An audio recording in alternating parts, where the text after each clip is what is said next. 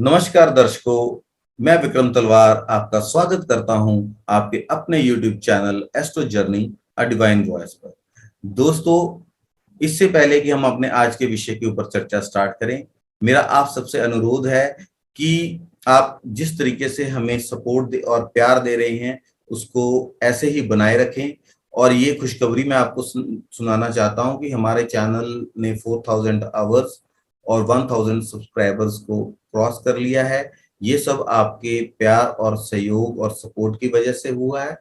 और जो दर्शक हमारे साथ नए जुड़ रहे हैं, मेरी सबसे रिक्वेस्ट है कि लाइक करें, शेयर करें, कमेंट करें और बेल आइकन को दबाना ना भूलें, सो दैट कि हमारे जितने भी वीडियोस नए अपलोड होते हैं वो तुरंत आपके पास पहुंच सके। दर्शकों, आज का हमारा जो विषय है वो बहुत ही गंभीर विषय है और इसके बारे में बहुत सारी भ्रांतियां भी फैली हुई। आज का जो हमारा विषय है वो है चंद्र ग्रहण को लेकर। जी हाँ, कल जो चंद्र ग्रहण होने वाला है 16 मई को लेकर।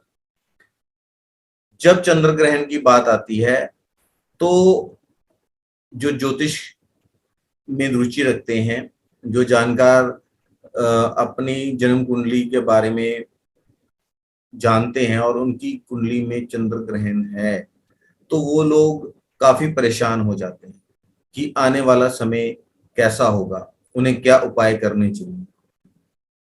और दर्शकों, आज हम आपको ये बताएंगे कि चंद्र ग्रहण एक ऐसा अवसर है कि जिनकी कुंडली में चंद्र ग्रहण हो, वो आज के दिन को खास तौर पर यूटिलाइज कर सकते हैं, उस दोष से छुटकारा पा सकते हैं, ऐसे सटीक उपाय कर सकते हैं जिनसे कि उन्हें अपनी जन्म कुंडली के चंद्र ग्रहण के दोष को निवारण किया जा सकता है और इसका छुटकारा पाया जा सकता है। जी हाँ, आपने बिल्कुल सही सुना।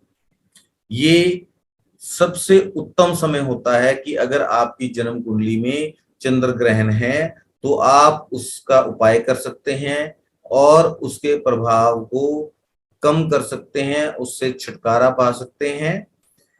आज के इस वीडियो में हम चर्चा करेंगे कि जो चंद्र ग्रहण है उसका समय क्या रहेगा, उसका मान क्या रहेगा, कहाँ कहाँ ये जो चंद्र ग्रहण है वो दिखाई देगा। और हम आपको बताएंगे कि किसी की जन्म कुंडली के अंदर चंद्र ग्रहण का जो दोष है वो कैसे उत्पन्न होता है, किन परिस्थितियों में लाल किताब के हिसाब से आप ये जान सकते हैं कि आपकी जन्म कुंडली के अंदर चंद्र ग्रहण है।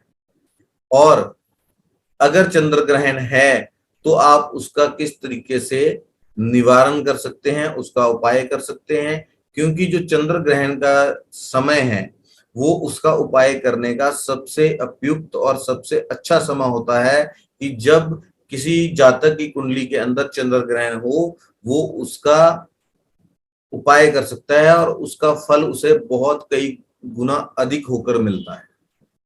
तो आइए दोस्तों, हम अपने समय को व्यर्थ ना गवाते हुए चर्चा करेंगे चंद्र ग्रहण के ऊपर। अगर हम देखें तो पंचांग के अकॉर्डिंग विशाख जो मंथ है उसकी पूर्णिमा को चंद्र ग्रहण हो रहा है। विशाख की जो पूर्णमासी है उस दिन भगवान बुद्ध भी इस धरती पर अवतरित हुए थे, तो उस दिन बुद्ध पूर्णिमा का दिन भी है, शुभ दिन भी है। लेकिन वैशाख की पूर्णिमा, बुद्ध पूर्णिमा और इस साल का जो चंद्र ग्रहण है वो तीनों एक साथ हो रहे हैं। जो भारतीय समय के अनुसार अगर हम देखें तो ये चंद्र ग्रहण सुबह 7:58 से शुरू होकर 11:25 तक रहेगा।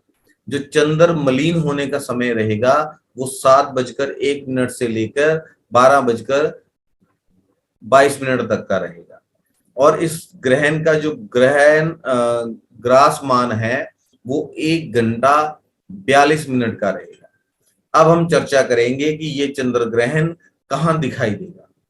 तो दोस्तों, ये जो चंद्र ग्रहण है वो दक्षिण पश्चिमी यूरोप, दक्षिण पश्चिमी एशिया, अफ्रीका, पूरे उत्तरी अमेरिका, दक्षिण अमेरिका, पैसिफिक, अटलांटिक, अंटार्कटिका और हिंद महासागर के हिस्सों में दिखाई देगा। जो कंट्रीज जैसे उत्तर अमेरिका में कनाडा है, यूएसए है और कुछ यूरोप के भाग हैं और साउथ अमेरिका कंप्लीट है, यहाँ इस चंद्र ग्रहण का जो प्रभाव है वो खास तौर पर देखने को मिलेगा। दर्शकों, इस वीडियो में हम आपको ये बताएंगे कि इस अगर आपकी कुंडली में चंद्र ग्रहण है तो उसके आप क्या उपाय कर सकते हैं। ये जो चंद्र ग्रहण है ये भारत में दिखाई नहीं देगा, लेकिन दोस्तों इस चंद्र ग्रहण का जो इफेक्ट है वो इस धरती पर रहने वाले समस्त जीवों पर पड़ता है।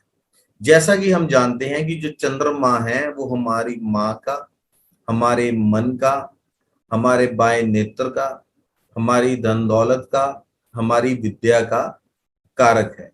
अगर आपकी जन्म कुंडली में चंद्रमा शुभ स्थिति के अंदर है, ग्रहण में है, तो ये आप में मानसिक विकारों को उत्पन्न करता है, आपके मन को बहुत ज्यादा विचलित रखता है, आपके मन को एकाग्र और स्थिर नहीं होने देता, आपकी माता को काफी संघर्ष देखना पड़ता है, आपको नेत्र विकार दे सकता है, आपको रक्त संबंधित समस्याएं दे सकता है और आपको स्त्री से संबंधित अशुभ फल भी दे सकता है।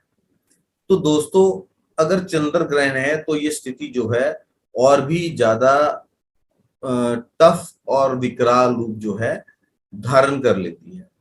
लेकिन ऐसी कोई समस्या नहीं होती कि अगर हम कोशिश करें और उस समस्या का निवारण अगर हम करना चाहें तो उस समस्या का निवारण ना हो।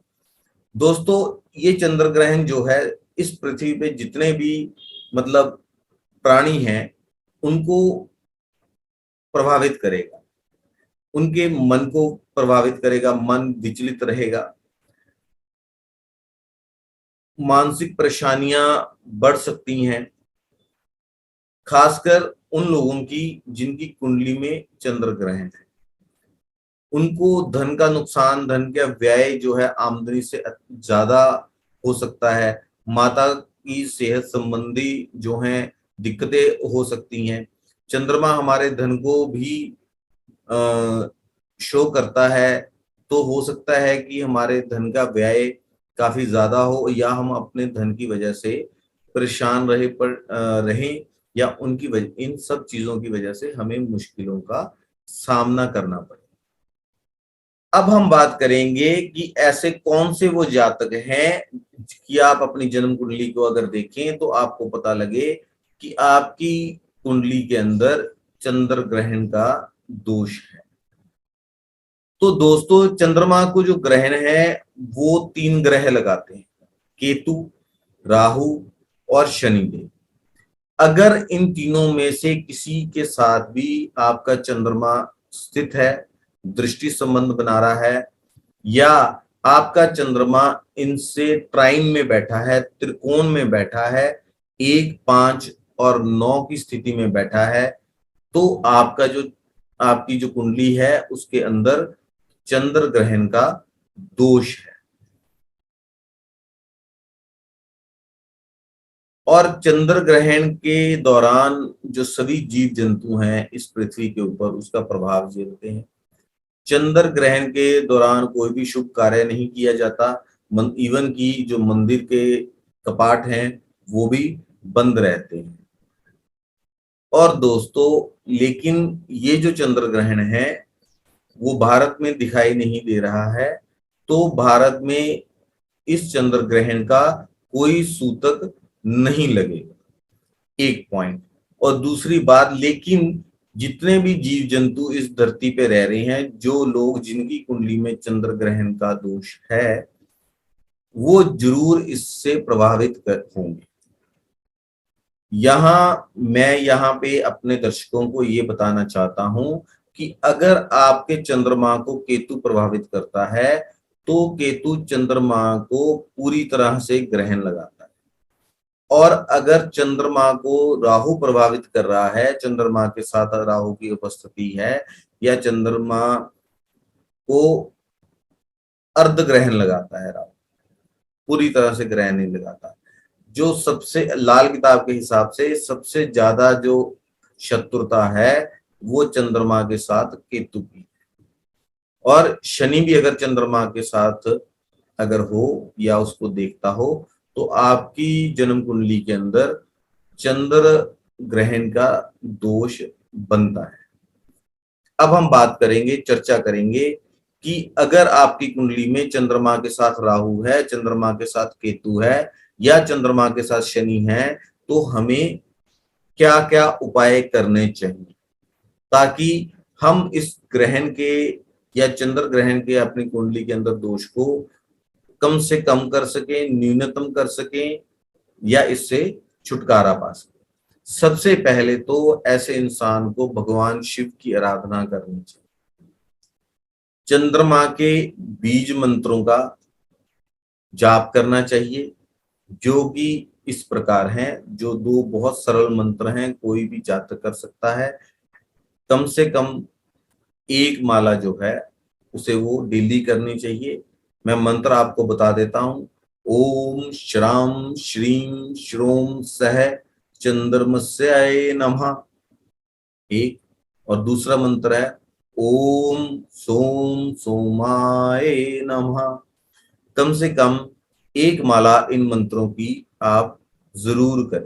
अगर आप इन मंत्रों का जाप चंद्र ग्रहण के दौरान करते हैं तो चंद्र ग्रहण के दौरान किए गए मंत्रों का जो जाप है वो आपको कई गुना अधिक फल देता है, ठीक है। और दूसरी बात यह है कि जब चंद्रमा हो तो काले उड़द की साबुत दाल, सूखे हुए नारियल, काले तिल, बादाम, इन चीजों को आप जल प्रवाह कर सकते हैं। ये जल इस दिन किया हुआ जो जल प्रवाह है वो आपको कई गुना अधिक लाभ देगा। चंद्र ग्रहण के दौरान जो है भोजन नहीं करना चाहिए, ना ही कोई भोजन पकाना चाहिए, क्योंकि इस समय जो है हमारा पाचन तंत्र है वो भी बहुत बुरी तरह से प्रभावित रहता है। जिनकी कुंडली में चंद्र ग्रहण है ऐसे जातक लाल कुत्ते को या लाल गाय को खाना खिला सकते हैं। ऐसे जातकों को कांच के गिलास के अंदर पानी या दूध पीना अवॉइड करना चाहिए। ऐसे जातकों को अगर चंद्रमा की स्थिति प्लेसमेंट आपके चार्ट में अच्छी है तो चंद्रमा को बलवान करने के लिए ऐसे जातक चांदी का कड़ा पहन सकते हैं। मोती की शुद्ध सुच्चे मोती की जो है अंगूठी पहनी जा सकती है। अगर आपके जन्म कुंडली में चंद्रमा के साथ केतु की युति है तो ऐसे लोगों को अपने नहाने के पानी में जल जो है गंगा जल है वो मिक्स करके नहाना चाहिए, और अपने जीवन में उनको जब भी मौका मिले यथाशक्ति वो जाके गंगा स्नान जरूर करते रहें। इससे उनको बहुत जबरदस्त लाभ मिलेगा और इस ग्रहण से जो दुष्परिणाम हो रहे हैं उससे वो छुटकारा पाने में सफल रहेंगे। अगर आपकी जन्म पत्री में चंद्रमा को ग्रहण है तो ऐसे लोगों को कच्चा दूध बनाकर दूध में कुछ पानी मिक्स कर लें, वो मिला के जो बड़ का वृक्ष है उसको जाके चढ़ाना चाहिए, जो तने से लेकर जड़ की तरफ बहे।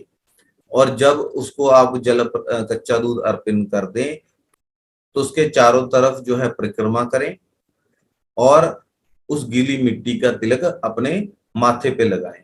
ये प्रैक्टिसेस करने से आपके चंद्रमा को मजबूती मिलेगी।